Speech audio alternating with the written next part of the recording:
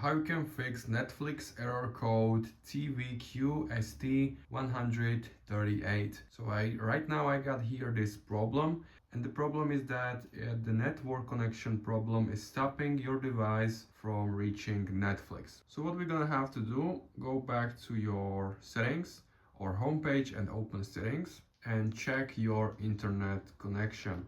As you can see, you can turn it off and turn it on and wait until it's loaded. Let me go back and open my Netflix. You can open it. So as you can see, it's working. If it doesn't work for you, just unplug the cable for 30 seconds and then plug it in. And it should hard reset your TV, connect to your Wi-Fi or internet connection, and then launch your Netflix, and it should be working. If you have any questions, make sure to subscribe, make sure to comment, and see you next time.